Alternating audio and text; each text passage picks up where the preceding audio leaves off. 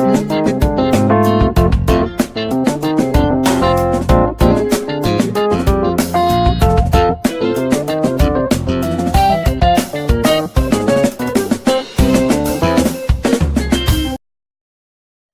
everyone, you are welcome to Anchor Network where you get reliable and authentic news that are so crucial to you. I say big thank you to everyone who has been part of this channel and who has taken time to subscribe. And if you are yet to subscribe, I say please click the red subscribe button and also the bell icon. The bell icon will allow you to get notified anytime we publish any news. And also, I would like you to look at the screen. There's a website address there that I would like you to visit and you'll be glad you did that.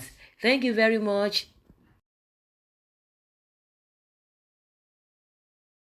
Tinubu stops Ambode'S ministerial appointment. The national leader of the All Progressives Congress (APC), Asiwaju Bola Tinubu, is widely perceived to have successfully frustrated the ministerial appointment of former Governor Akinwumi Ambode of Lagos State by President Muhammadu Buhari. Ambode's name was missing in the ministerial nomination list President Buhari transmitted to the Senate for confirmation on Tuesday. However, former Governor Babatunde Fashola of Lagos State was returned in the new appointment. Fashola was Minister of Power, Works and Housing in the first tenure of President Muhammadu Buhari 2015 to 2019. The second nominee from Lagos State is Olorunimbe Mamora, a former senator from Lagos State and the managing director of Nigeria Inland Waterways. Before now, there were insinuations that the APC national leader Tinubu was determined to obstruct any decision by President Buhari offer Ambode ministerial appointment in his bid to reduce the former Lagos governor to political rubbish and get him out of the system.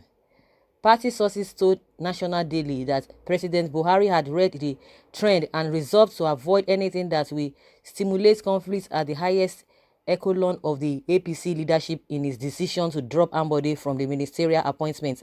Presidency sources, however, disclosed that all is not lost, adding that Ambode may make other appointments which may include ambassadorial appointments. You guys, that this matter has really been lingering for a very long time. There was a time, Lagos APC, some people came out and said Ambode will not be given, that they will not allow it, that Ambode should be given a ministerial appointment for the fact that it's not from Lagos State, that is from Ondo State, and everybody was like, what do you guys mean? Meaning Ambode is not from Lagos State and is from Ondo State. How come?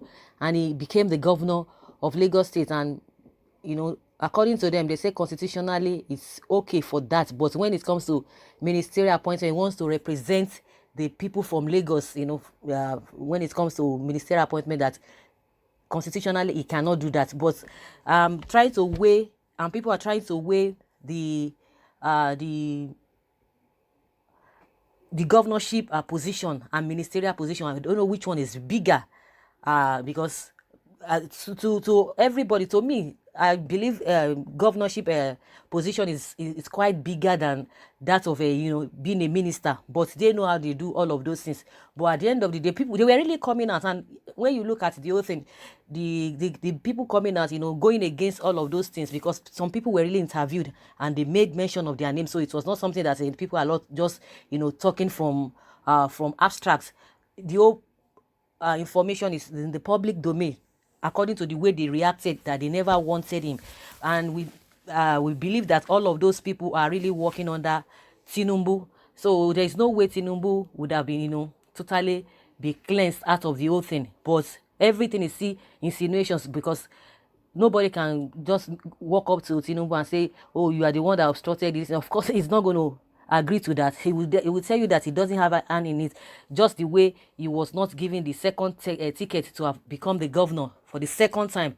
He said his hands were tight, that the people had spoken, the party members, they are the ones that will be able to say whether they want Ambode or not. But as far as he was concerned, he tried his best, but he had to obey the party decisions, because the party members said no, they don't want a Tinubu, Ambode. They didn't want Tinubu. They didn't want Ambode as at that time.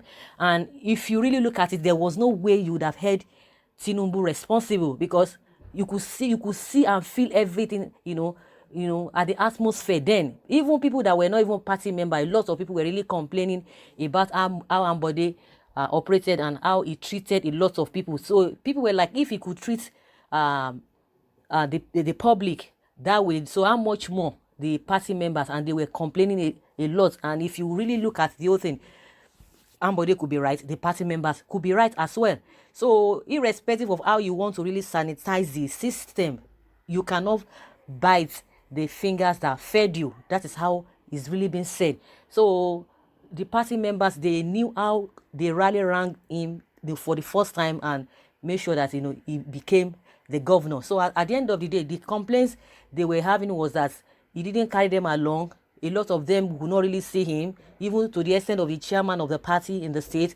It was difficult for them to see Ambode, and that was their complaints and all of that. And some people were like, oh, he was trying to block some loopholes, some blockages, some things that people are really getting illegal money from, and he was not allowing people, or was not giving them contracts.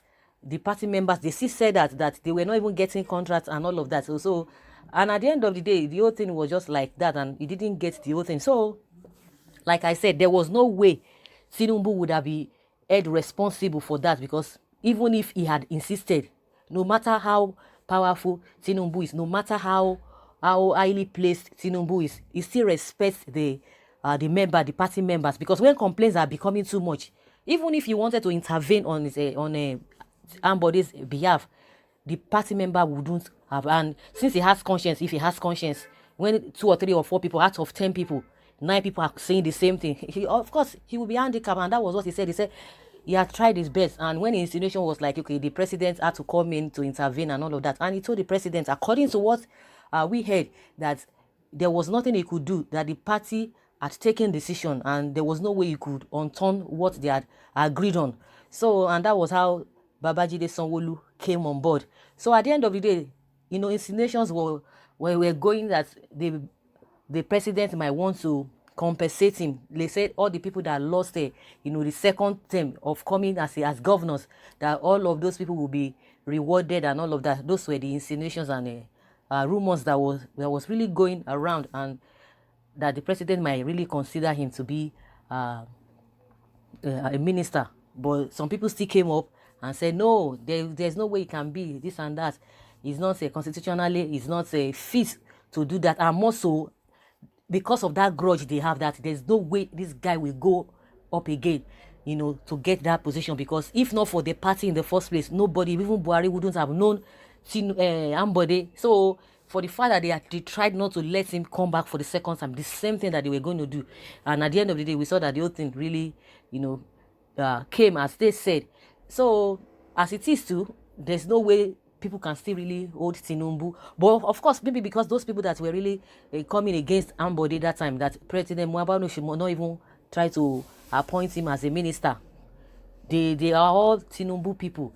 And if they stood their ground that Ambode would not come the second time, so they can as well do the same thing, which they did. So there was no way Tinubu would have gone ahead to this man should just should be given an appointment. Maybe they must have warned him.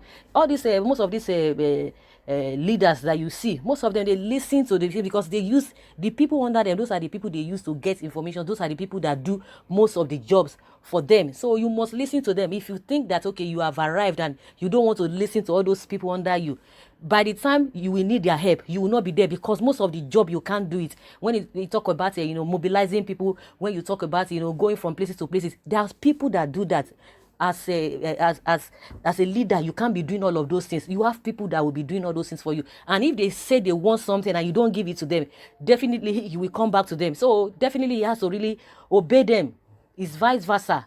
The subordinate will obey their boss, and the boss also will obey the people working under them. So it's always like that. So it's give and take. So if Tinubu says he doesn't know anything about the ministerial whatever, of course he can still be free from that. So everything is just insinuations and all of that.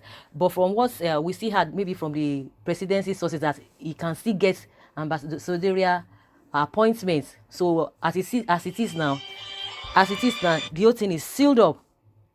the issue of being a minister is already sealed up. He can't get anything. So if there's anything, like an ambassador, of course, if they want to give him, good and fine.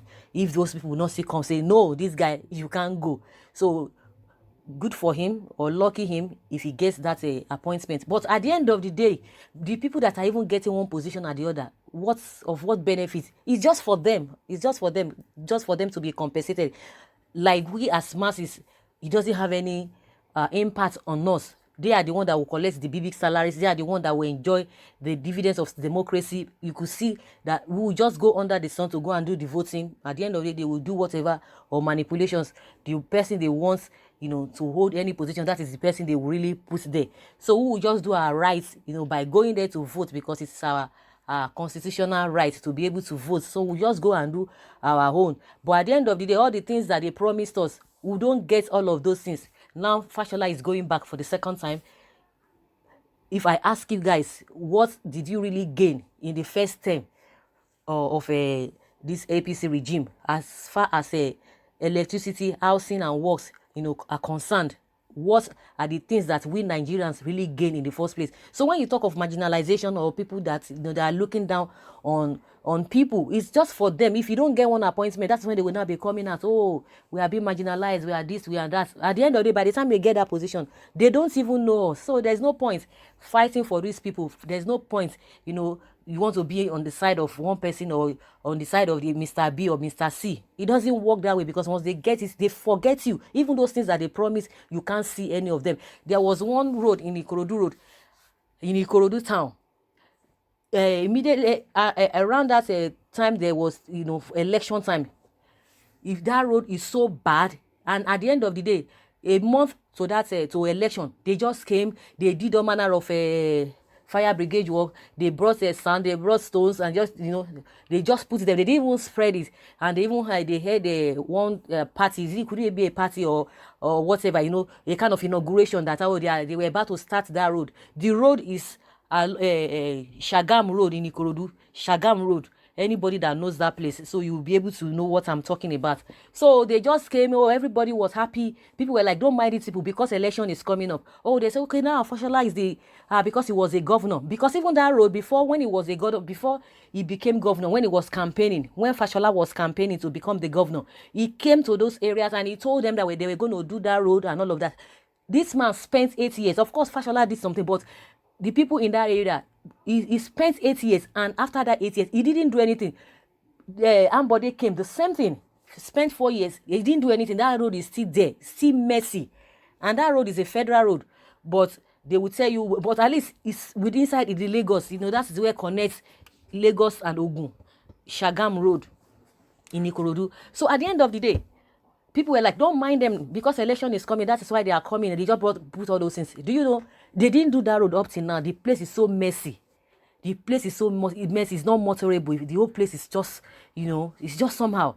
So that is how they do. Okay, people were like, oh, now that Fashola is the minister for works and this, since he couldn't do it when he was a governor, maybe we use the opportunity to be able to correct the wrongs. But at the end of the day, up to today, nothing. They abandoned everything. They brought all the equipment they wanted to use to, to do the road. And at the end of the day, after some months, the company just came to remove all their equipment. Nothing was done. Everything is just there. So these people, what are we really gaining from there? They will make maths, they will lie, they will say all manner of things, and at the end of the day, they will still come back and we will still fall for those lies. So when they get appointment, it's for their own benefit and their immediate families and their friends, not for the masses. So guys, that's where I'm going to stop. I would like you guys to let us deliberate on whether it is a Tinubu that caused Ambode not to get the ministerial appointment. Thank you very much for always listening. Bye.